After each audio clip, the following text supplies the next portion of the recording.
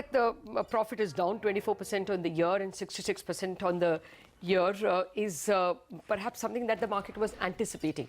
What everyone is worried about was the bad loans, and that went up from 5.1% of the total loans to 6.5% of the total loans. That also is not a howler.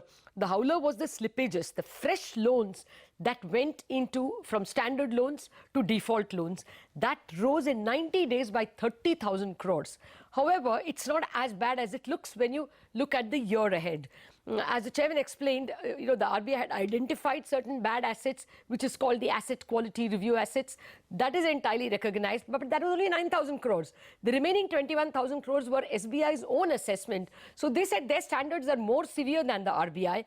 And therefore, with those standards, when they looked at FY17, they get a watch list of just 31,352 crores, which works out to only 2% of the book. And even of that, they expect 70% to go bad, which works out to about 21,000 crore or 1.4% of the book.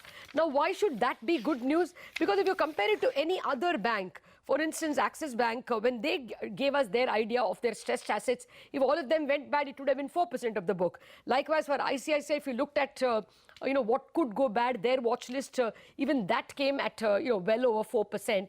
So compared to comparable economy-facing banks, SBI's watch list looks very, very controlled, which was the reason for jubilation on the street. All right, Lata, thanks for joining in with that. But